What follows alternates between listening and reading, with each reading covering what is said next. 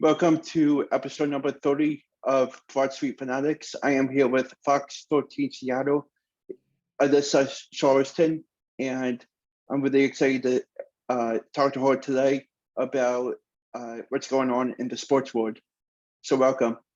Thank you for having me. I appreciate it. More in my Sonics gear, so bring them back. So my first question is, what are your thoughts about what's happening in the MLB across the country? Right now, anytime the Yankees are in free fall, people kind of love it, me included. They are one of the most, I think, incredible teams generationally, but also you look at the LA Dodgers. They've won, I think, like 37 of the last 45.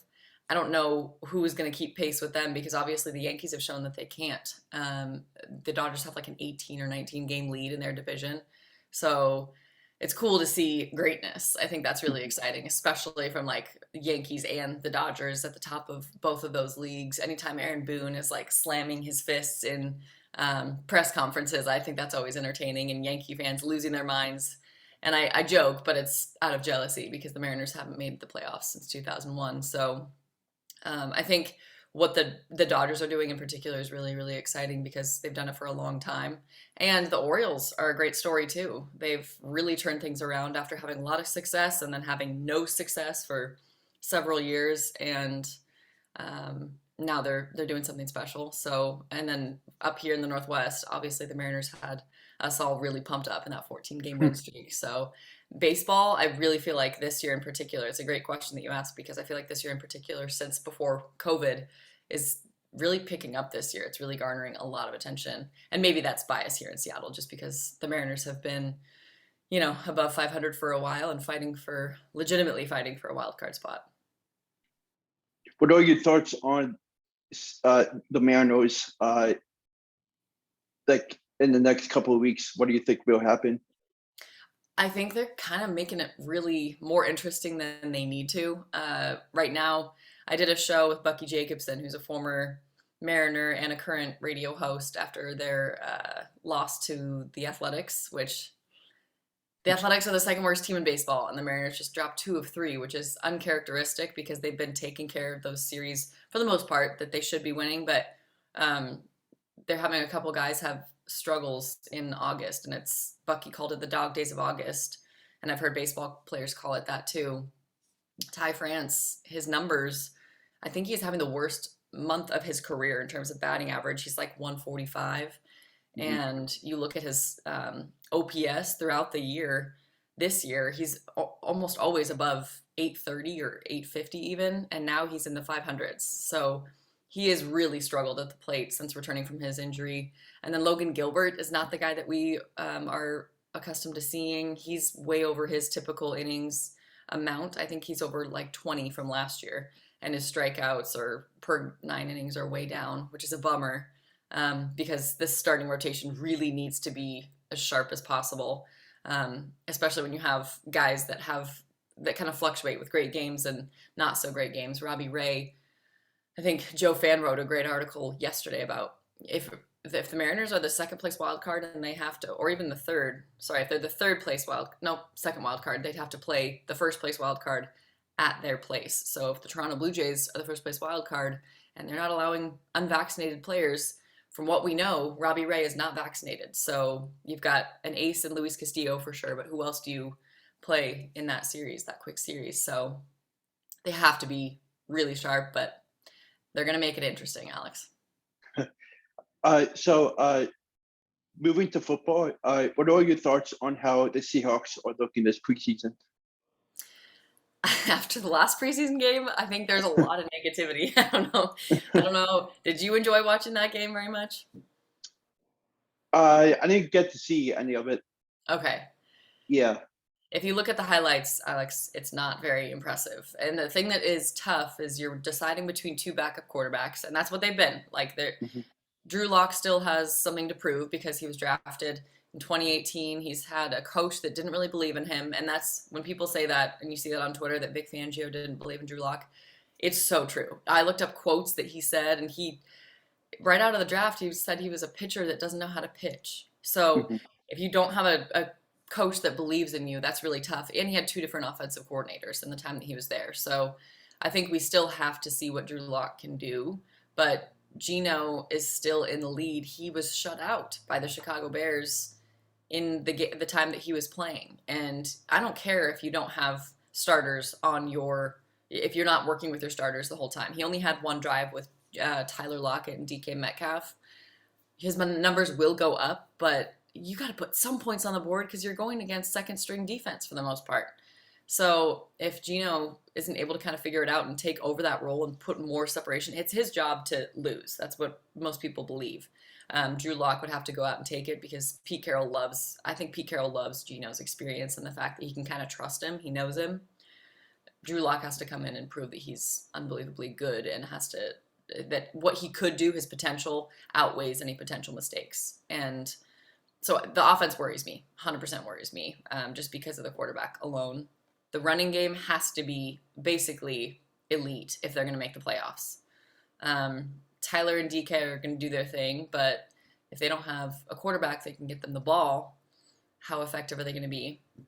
Offensive line looks really cool. And then defense, still a lot of an unknown. I don't think we can fairly judge without Quandre Diggs and Jamal Adams back there. But it seems like they're going to be aggressive. Everybody really likes Clint Hurt when you hear them at practice. Defensive players love their new defensive coordinator, Clint Hurt. So that, I think, should at least be exciting to watch. It's going to be an interesting season. What do you think their prediction is going their record is going to be? It's a tough question. I think Vegas set them at like 5 wins. I do think, or 4 or 5 wins. I think they'll have at least 5 wins. I do, if you look at their schedule. But I don't know. I can't see them getting more than 7 wins, and that's without knowing Drew Lock's full potential. So I'd say, yeah, my math has changed since they changed to a 17-game schedule. So I'm gonna say they get 6 wins. Mm-hmm. So moving on to college basketball. I see that you've done a lot of reporting and covering the Pac-12 conference, and I wanted to hear your thoughts on heading into this upcoming season and which teams to be keeping an eye on. Yeah, I think top of mind is always Stanford. They're so well coached. Tara Vanderveer is a legend. Like, she does it the right way too. She's not you hear a lot of coaches now getting flack that were really good, but they were on the line of verbal abuse. And I think men's coaches too. Coaching is changing so much, and she's pretty much always done it the right way. As far as I know, she's been always tough, but the efficiency she creates out of offense is so hard to stop, no matter how good your defense is. They will wear you down with their efficiency and their offense and their options. They did graduate some players, though, so I think we'll see how they kind of bounce back, but they're always a good team to watch. I'm really interested, and of course, because I'm covering the Northwest, Tina Langley has so much respect at UW. The new coach at UW, she's going into her 2nd year. They had a rough start to Pac-12. They didn't win a game, I think, in like 11 games. But then they kind of turned it around, and then they surprised some teams. And whenever I talk to other coaches, even off record, it was like, when she took the job, I got nervous because she is really good. She's from Rice, and she's also an offensive mastermind. And you can recruit to UW. We found with Kevin McGuff, when Kelsey Plum was here, you can do big things at UW and recruit. Seattle loves basketball, women's basketball, and NBA basketball. We miss it. So I'm really excited to see what UW can do, just based off of talking to Tina and the turnaround that she got at the end of the year. And then Oregon, there's a little bit of drama there, and it's Kelly Graves is a great coach. I played against him when I was at Idaho, and he was so tough at Gonzaga to beat. He took it over to Oregon, recruiting heaven over there, because everybody wants to go there and get all that gear and have the connections with Nike and Phil Knight and all those things. He had quite an exodus of players transfer out last year and this year. So can he rebound? Can he bounce back? Because 2020 should have been his year to win the national championship with Sabrina Ionescu and Ruthie Hubbard. So I'm interested to see what happens with Oregon, just from a human fascination standpoint. Sorry, that's my laundry machine in the background. I thought it was mine. I think we might have the same one. I was like, laundry. So, what got you into doing what you do now for reporting? It started pretty young. My dad was a news reporter and news anchor in Spokane, so I got to see the studio. He worked at Creme, and I eventually worked at KXOI, which is funny, they're competitors. But seeing the studio, seeing the lights, the excitement, little did I know how stressful deadlines actually are when you're, still finishing a script and cutting stuff, and you've got to be upstairs in the studio in 30 seconds. That's where it started. And then I played basketball at Idaho while also being part of sports journalism and this show that we produced every single week. And I spent a lot of late nights until like 1 a.m., after practice, because I didn't have time during the day, cutting interviews and cutting stories and scripting things. It was called Inside the Vandals, and Julie Scott was our professor. She was incredible. She was a huge part of that. And then getting to Spokane, I played overseas, and I think that really helped me get credibility. Just being able to say college and professional basketball on the resume definitely got me the job in Spokane, and just kind of gives you a different credibility, I would say. And as you get further into the industry, or whatever industry you get into, I think embracing the experience you have without being overconfident is really important. That's what's really helped me. And initially, there was a lack of confidence, because I think as a female, first of all, stepping into the sports industry, you think about it a little bit, but I didn't think about it too much, just because athletics had prepared me so much, and I played pickup against guys for a really long time. You just kind of feel like you step in and you belong. And I think that's what we have to keep doing, instead of complaining and whining. Sometimes does get you, does advance, I think, and gets things going in terms of getting women more equality. But the way you do it, I don't want to downput anybody that speaks out and tries to make change, saying they're complainers or whiners. But I think the biggest thing is stepping in and just knowing you belong there and proving that you belong there, because guys and men, I think you guys respect that. And it's been mostly a male-dominated industry for a long time. So the fact that I played really helped me. And there's a lot of sacrifices you have to make in this industry, for sure. You don't get Fridays and Saturday nights. I've worked Friday nights until 11 and Saturday nights until 11 for the last 5-6 years. So you have to sacrifice that, because that's when the sports audience is at their peak. They're wanting their, reports and all that. And yeah, the opportunities have been really amazing. I have a strong faith, and I know that it's not just me working my way into it. It's someone else looking out for me and treating people right. All of those things, treating people right is huge in this industry. You make an impression on everybody, and that word travels. So long roundabout answer, but yeah, I guess it started with my dad and seeing the excitement and the constant movement of the industry. As of now, what was the best sporting event that you covered? It would have to, I was thinking about this when I saw your questions last night. It has to be covering the national championship when Gonzaga was there and Jalen Suggs hit that buzzer beater.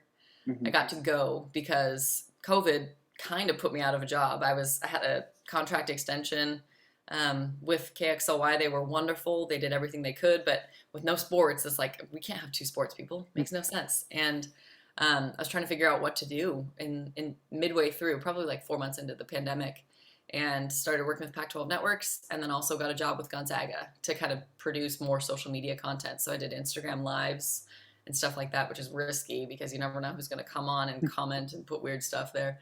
But yeah, I was there for the Indianapolis in the Final Four. Crazy game against UCLA. Unbelievable offense from both sides. They were just, that was such an incredible game. It was so much respect to both sides. And that felt like the national championship because Gonzaga went on and laid an egg against Baylor in the national championship. But seeing Jalen Suggs hit that buzzer beater, as wild as the crowd could go because it was not full capacity, that place went wild. And I was kind of at a moment where I was trying to capture all of it with my phone. And then I got to go on Instagram Live after and talk to former Gonzaga players that were in the crowd and get their reaction. Yeah. And they were going crazy too. So I think just that those are the moments in sports where we were in a pandemic still, but there was joy, and joy because of sports and success and excitement and something to hold on to for people that were struggling through a pandemic and struggling through a lot of isolation. You could just tell it connected a lot of people. Gonzaga fans, college basketball fans, just something to talk about, something incredible to talk about. And yeah, that's easily the best event I've ever covered. Have you gone to the women's national championship? The women's national championship? Yeah. I have not. It's a bummer because I have covered like all the way up through Pac-12 tournament. I've been the Mhm. sideline reporter for Pac-12 tournament the last 2 years. And the first year they sent, I mean, Arizona and Stanford were the teams that were in the national championship, but I was not there. I think, oops, camera. I think that was the year that Gonzaga went. So I was covering Mhm. Gonzaga that year. There we go. Camera still. I would love to. Uh, so my next question is, what are your thoughts on this upcoming NBA season? Whew. Lots of good drama there, as always. That might be the most dramatic league. I'm actually, yeah, it might be the most dramatic league in all of professional sports. Where is Kevin Durant going to end up? I think that answer needs to come before I make any judgments. The Brooklyn Nets are trying to find a good deal for him to trade him somewhere, but he wants a lot, and other teams want a lot, and if you're going to give up Kevin Durant, Brooklyn wants a lot in return. And who could blame them? That's a superstar, a generational superstar. So wherever he ends up, I'm really curious to see. Obviously, Donovan Mitchell, same situation. Where does he go? I still think the Golden State Warriors, they return most of their key players. They have some free agents that I don't know if they've signed Kevon Looney yet, but if they can bring back that same core, I don't know how you stop that. Oh, here goes the camera again. I don't know how you stop that. I put money on Golden State Warriors over and over and again. But this could be just a rumor, but I heard that Bronny James was really interested in going to Oregon. Mhm. So, I mean, is Bron gonna eventually go to Portland? I don't know how many years he has left in him, but I know he re-signed for a little bit in LA. The Lakers have been just a disappointing show for a while. So interested to see. It's harder to follow the NBA though here in Seattle because we've got NFL, Yeah. college basketball, college football, Mariners, Storm, Sounders, OL Reign. So it's hard to get like super invested, unfortunately. I'm a diehard Sixers fan. Are you? Yeah. So, um,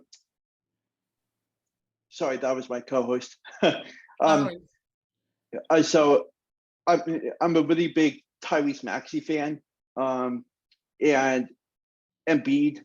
I yeah. love both of them. And what do you think about their upcoming season and having their chance to make a deep one?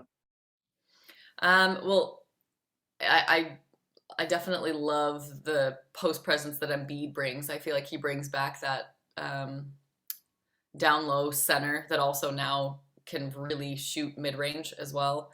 It's Mhm. almost like a way bigger, stronger version of Dirk Nowitzki because he kind of developed the 3-point game a little bit. Remind me, Joel Embiid.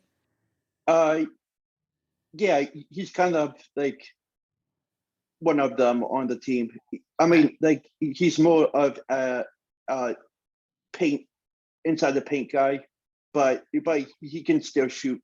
Yeah. Yeah. Yeah. I when you also look at Matisse Thybulle, another, oh my goodness, Washington Husky, he I feel it could be an X factor for that team too. And I feel like Mhm. he's kind of fallen short on expectations in the last 2 or 3 years. It's been tough as well. I again wish I'd followed more NBA, but the East, that's not an easy conference when you've got Boston and you've got the Milwaukee Bucks, Mhm. and Miami Heat. Shoot, they were really good last year. That now they've got like a 20-year vet, Udonis Haslem, making history. Goodness, sorry, I don't know why this is happening. Here we go. Yeah, I think the Sixers will definitely be a team to watch, especially with blanking on the other player that is kind of causing drama that was with the Brooklyn Nets and now he's with the Sixers. James Harden. No, him too. But Yeah. didn't they bring in Australian? Why am I blanking on his name? Ben Um. Simmons. Ben Oh Simmons. yeah. Yeah. Yeah. Th- I mean, what's going to happen there? He's definitely he can be a player, but he's got to get on the court. He's actually with Brooklyn now. Oh, he is with Brooklyn. Okay. Yeah. Yeah. See, it shows how much I follow the NBA, right? So, have you been covering college football? I have, yes, Hmm. pretty closely. So, what teams do you mostly cover? Um, Covered the Cougs for a really long time, heavily when I lived in Spokane. Covered Mike Leach and his wonderful long monologues about Pac-12 mascots and things that anything other than football, Mike Leach loved to talk about. But cover the Cougs. I'm really excited about Jake Dickert over there. He came into Hmm. our studio, had a great chat with him, especially after all the tough stuff they dealt with Nick Rolovich. It's like you don't want to go against your coach, but you want to support him. But is he going to be able to coach with the whole COVID vaccine thing with the state mandate? So I think they're trying to rebound from some of that and heal some of those wounds, I guess, with the rest of their fan base. And it was just a tough time. The Huskies, I am really interested to see what Kalen DeBoer does with the Dogs because they have not been the nationally prominent team that they have the reputation for a while. It's been a while Hmm. without Chris Peterson. So I think he brings a really exciting offense. And I talked to somebody from Fresno State about the offense that he brings. And that's something that Husky fans were really frustrated with last year. There was at points, they would wait until the fourth quarter and then they have to come out of a giant hole and use Dylan Morris, who has skill in his own, but he's not the kind of quarterback that can continuously do that. It's hard to ask anybody to do that. So there's a lot of good energy around the UW program, players, and I'm really excited to see what they can do. And it's going to be interesting to see Oregon, I guess, made initial discussions or initiated discussions with the Big Ten. The athletic director was not there, the president wasn't there, so I don't know who that means, but some prominent college football reporters have said that Oregon is discussing things with the Big Ten. That would probably be the first team to leave the Pac-12 after USC and UCLA. So I wrote down what are all your thoughts on Washington against Kent State in their season opener? Well, I'll tell you this. I know nothing about Kent State, so that's just kind of what happens with those first couple games. I think Washington has a good chance to go out there and excite their fan base, kind of reinvigorate it, because I know they've lost a lot of excitement and a lot of both coaches, Washington and Washington State, with Rolovich and then with Jimmy Lake. It was a tough finish. There was a lot of drama, I guess, for both sides and stuff they didn't really want to deal with. And I think September 3rd is going to be a really good chance for the Dogs to bring some of those fans back. And if they can really go out and have a crazy explosion on offense, depending on whatever quarterback they choose, that's going to be the other big topic. Is it going to be Michael Penix Jr., who DeBoer is really familiar with? Is it going to be Dylan Morris, who the fan base and the team is really familiar with? Or is it going to be Sam Heward, who a lot of people believe is the most talented of the three? He's a redshirt freshman. Really, their season depends on how great that quarterback can be, because the defense is not the days of the past. I think it's getting back to what it was in DBU, but their defense is not quite what it used to be.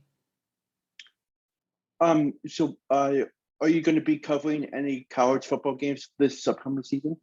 Yes, we actually have a show called Talkin' Huskies every Friday.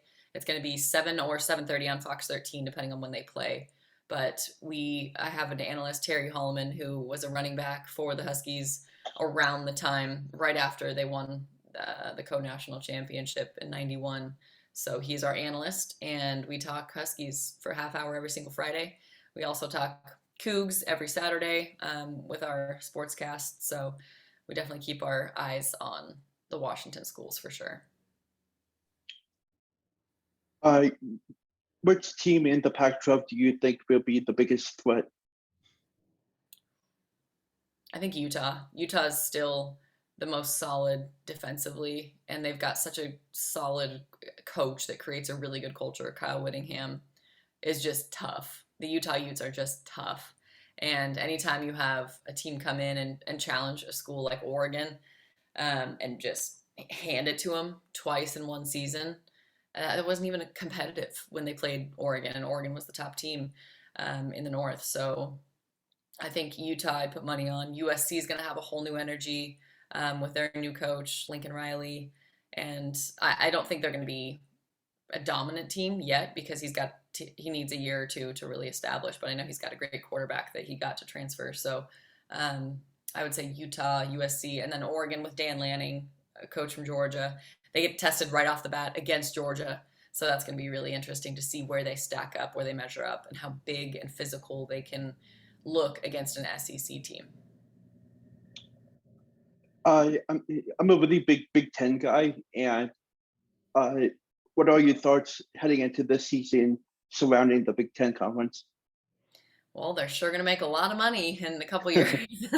That's going to keep them really nationally relevant, and they're really starting to make the change toward 2 or 3 power conferences and schools eventually separating from the NCAA. I think that's what's going to happen eventually, especially with these huge contracts. They're going to become minor league football, which a lot of people argue they already are, minor league NFL. I love that Harbaugh stayed at Michigan to kind of have another year of hopefully more success. Would love to see. I just love that Ohio State-Michigan rivalry. It's really exciting to me. And let's see, other teams that Penn State will kind of try to rebound after Kenny Pickett is out. How do they, where do they land? But that is, I think everyone's going to have their eye on the Big Ten, even more so than the SEC, because they are becoming another Power 5 conference. Which school are you most excited about in the Big Ten? I'm a diehard Penn State fan. There you go. You feel confident about them? They weren't that great last year. I think their offense wasn't sticking to what they seemed to want, and I feel like this season, having Sean Clifford at quarterback, it might be a 10-win game season. But I think that that their schedule seems pretty solid, that they can put a dent in the conference. Love it. I can't wait to watch. Now I'm going to think of you when I watch Penn State. But I do have to run to a Zoom meeting, so I do have to. Okay. I just have one more question left. Okay. So my last question is, what do you like to do in your free time? Oh, I'm usually reading or working out. I love both of those things. Trying to read as often as I can, trying to read the good, whether it's like analytical sports books. Right now I'm reading MVP Machine, which is all about baseball analytics and kind of building a better baseball player. Love going on walks. I'm in Queen Anne, so wherever I go, it's like straight uphill, unfortunately. But I definitely an active person. Love to be either working out or reading. And then I'm close to my family here. I'm from Seattle, so I love that my job keeps me near them and hanging out with them. So thank you so much for taking the time to come on and talk.